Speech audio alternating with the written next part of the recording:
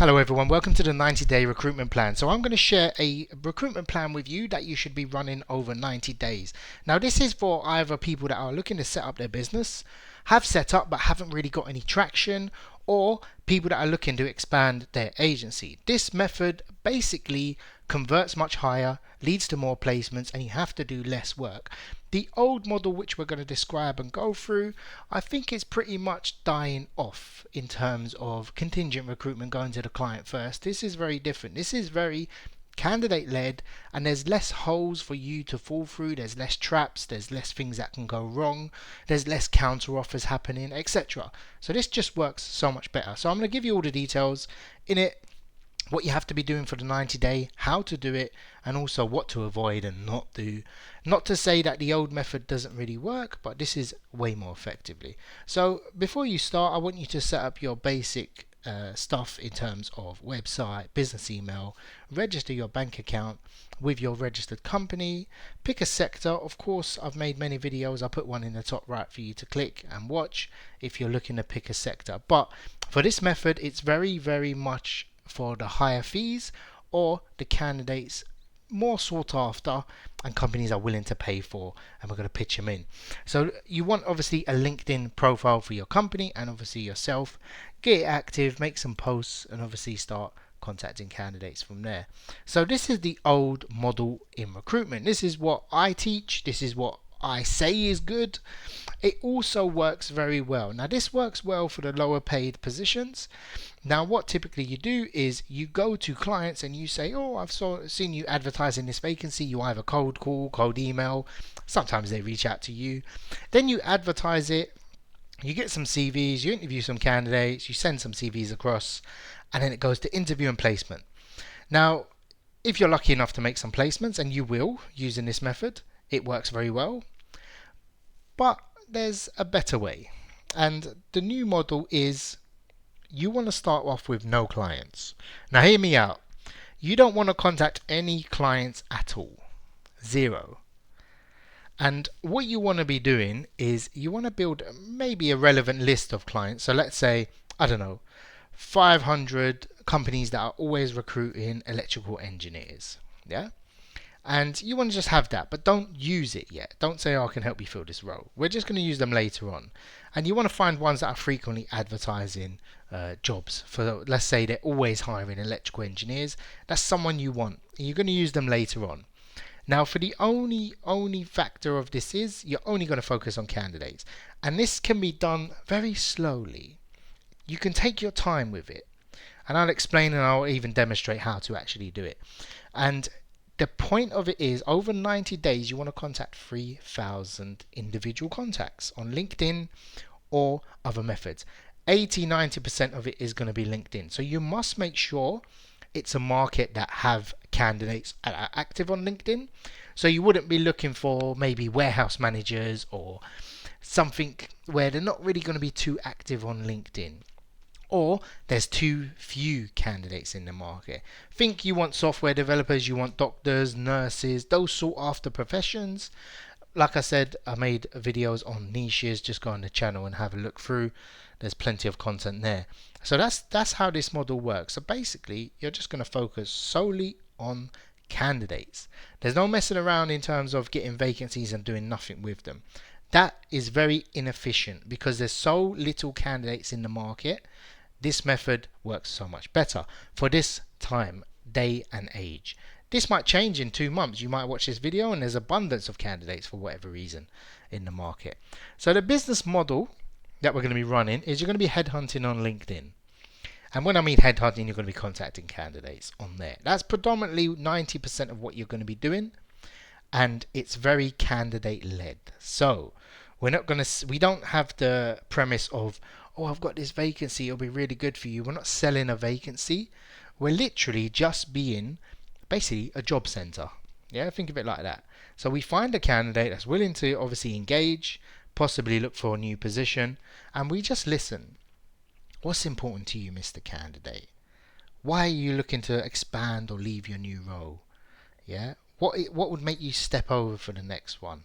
Yeah, these type of questions, and just listen to what they're saying. We're literally serving the candidate. Where the old model, is literally, we talk to the client, what do you want, Mr. Client, what can I find you? But this one is, what can I find in your next role as a candidate, yeah? And our service is literally just to find a candidate what they're looking for. Pitch the candidate into the local businesses once you've got a buy-in and all the relevant information. Again, I'm going to demonstrate how to do that. We're going to obviously pitch them to clients. Someone will buy it, interview, placement, and we get paid after that. So how do we find candidates? This sounds like a wonderful idea, Cads. How do we do it? Does it work?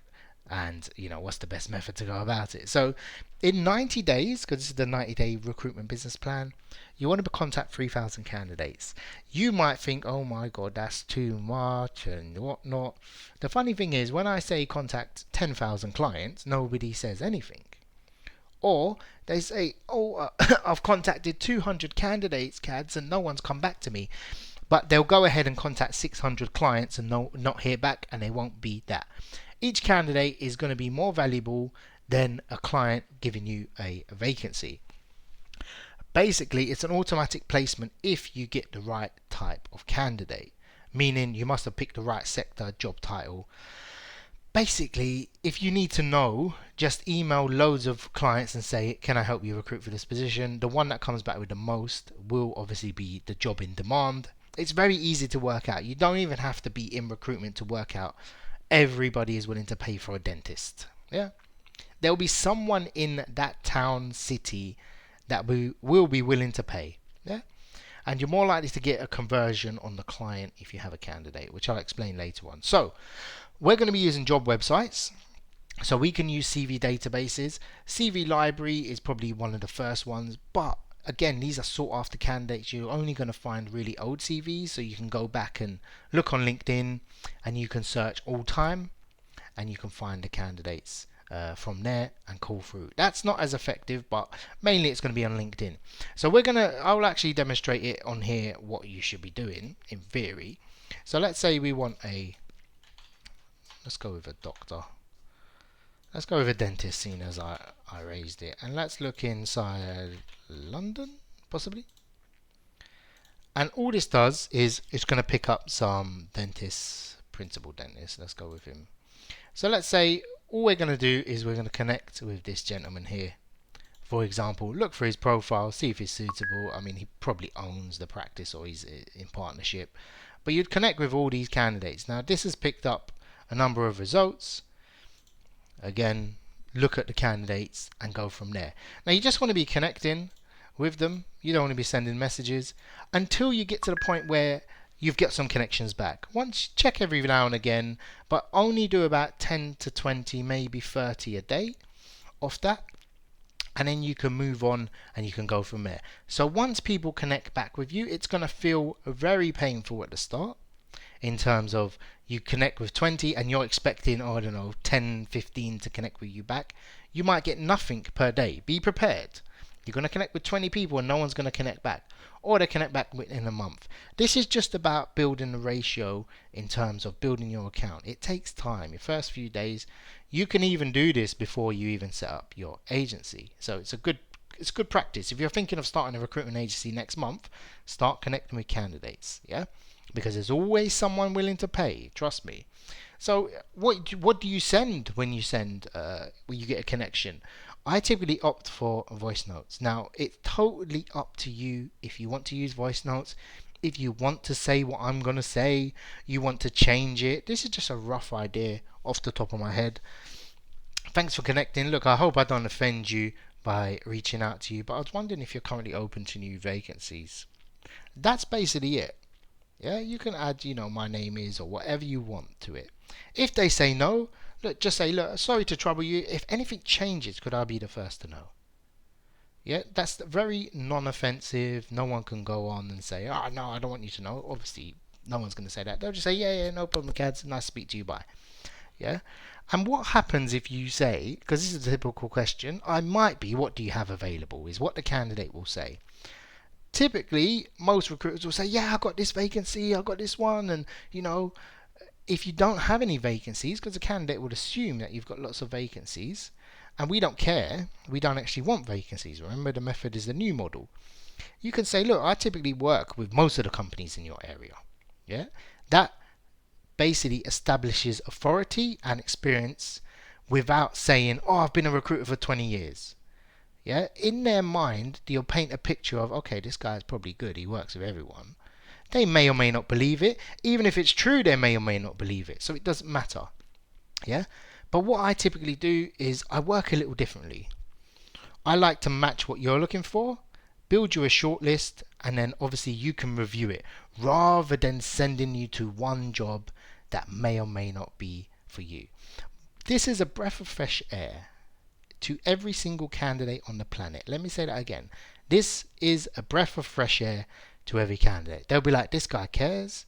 He's looking for my best interests. He's not looking to push me into a role. He's not in a rush to get his fee. He wants to genuinely find me somewhere else. You probably got the best. You'll hear feedback like, you're the best recruiter I ever worked with. Every recruiter is, just trying to be pushy. It just works so much better. Yeah, we're consultants. Stop being pushy, desperate recruiters. Even though it's hard for some people. It's just some people's nature. They just want to get stuff done quick. But I like to take my time, yeah? And obviously you'll go on to pass on more questions. The conversation will build from there. This could all be done on text. This is not a phone call, by the way. And you could just start off with, look, I'm curious. What would be a plus for you in a new role if you were to change?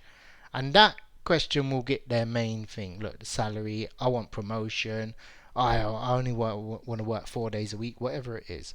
They'll answer that with care, and they'll probably know something in their head. So what is the workflow within this? Now, once you've asked or you've had a general chat, and just say, look, I feel a bit rude not giving you the time on the phone to ask your questions. Yeah, so you're not saying when are you free. Don't ever ask when are you free for a call. I mean, you can ask, but you can just say, look, how rude of me, I haven't even scheduled a call in with you. How bad of me. You must think I'm a terrible recruiter. That's the method I use instead of asking. They'll feel obliged, like, oh, this guy feels bad, like he's, or maybe I should get on the phone with him. That's the sort of, not trick, it is a trick, to use to get candidates on the phone after you've had a conversation. Yeah, how bad of me. Look, I feel bad actually. Like, I'm so sorry. You probably want to ask these questions on the phone and not sit here all day on LinkedIn. This is elite level recruiting. No recruiter out there is doing this stuff. Yeah, I can tell you that for sure. If now you want to take it slow, please don't be a desperate recruiter. As much as you might get excited, just be calm. Some of these candidates will just chat to you for whatever reason. Yeah, take your time. Don't be desperate. At any point you want to come across as desperate, don't. Just stop. Even take your time replying. I mean, if it's a passive candidate, you don't have to be there instantly replying if they're taking a few days. But anyway, get on the phone, have a conversation. But you want to get 5 main points across. This, I could talk about this subject for hours and hours and hours. I've done it hundreds of times. But you want to get, maybe I'll do a detailed video on this phone call, or maybe even do a recorded one with a candidate. So 5 main points you want to come across. Yeah, and you want to get these down. I call it ESLDS. Experience, so you want obviously their experience, what they've achieved in their career. A good question to ask is, what's your biggest achievement? What's your most proudest moment? Like, oh, there's, salary, of course, expectations, location, what they're demanding as well. So I want to see if they're actually placeable. Some candidates will say, yeah, I'm on 85k, if you can find me 150.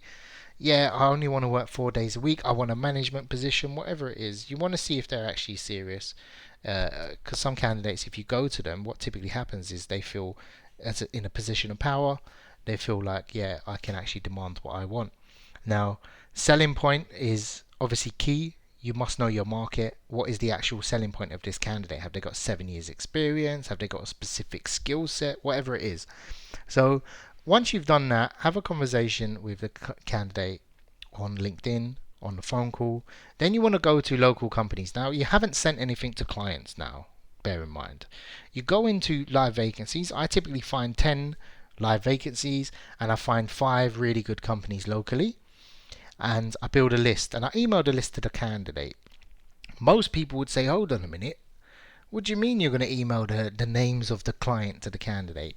This is again something most recruiters won't do and don't do.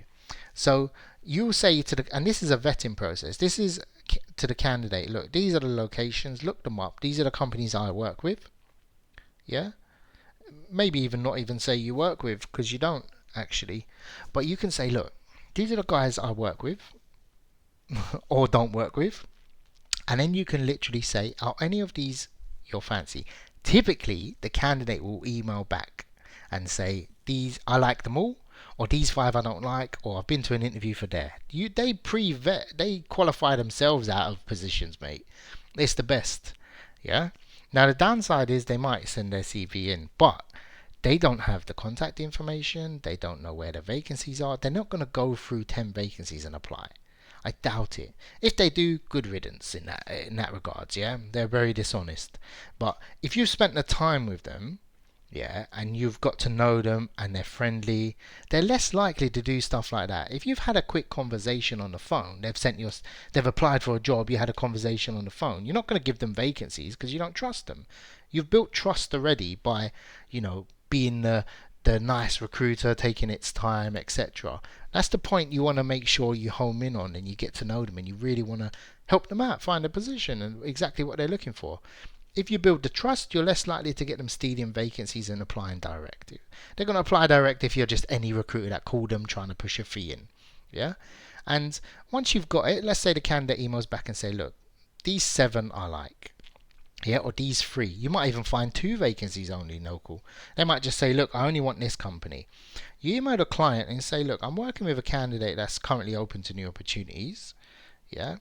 And they've expressed an interest in your company. And you send 2 or 3 bullet points. Would you consider using our agency? This is their experience. This is their salary expectations.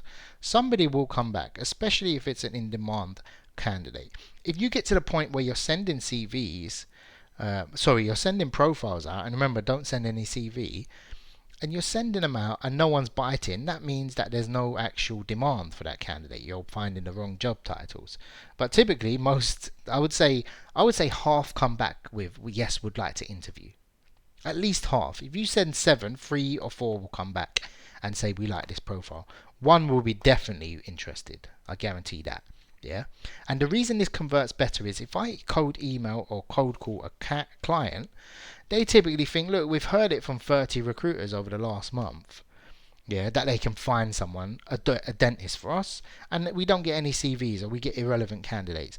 We're not even going to entertain. I don't want to waste my time talking to another recruiter. But you've gone with value and it converts better. You've gone and you've said, look, I've already got someone. You're already working with agencies that have said, yeah, we can find you someone. I've got someone.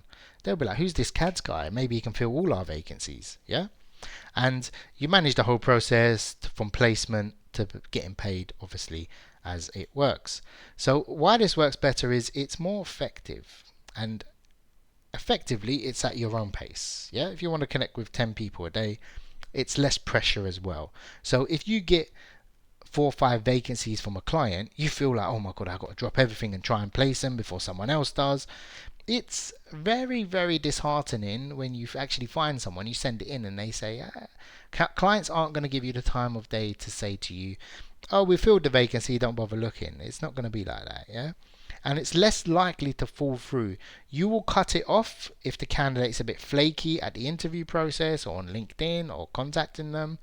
They're less likely to, things will go wrong, but it's less likely to. So it's also more cost effective. You aren't buying subscriptions, you aren't buying like email lists, whatever it is. It's more just about when the fish bites, you go in with the hook. Yeah. And the client will have more trust with you, and the candidate will. The candidate's also pre-vetted. It's less wobbly that they're going to go for another position. Yeah, they've spent time with you, you've consulted with them, you've helped them out, etc. Whereas this candidate's on the cold market. If this is what typically happens, most recruiters don't think of it, is the candidate applies for your job or the client's job, everyone else, recruitment agency's job. They're very hot in the market. Yeah. So you ring them up, you speak to them, you think you've got a good candidate, but they've got 4 interviews that they've already had. and they're looking to see if they can get increase on those offers they've had, and that you're going through an interview process with you. It doesn't work as well as a cold market candidate that no one has access to. You're exclusive to that candidate. This is why it works so well. But remember, 3,000 emails is what you're looking at. And on that note, look, I love you all. Don't be stressed. Just keep going. Recruitment is beautiful and works really, really well once you've got a good system in place. But try these methods. Let me know how it goes. If you're looking for sectors, comment below. I'll be happy to give some advice on job titles, what I think is good, etc. All the best and take care.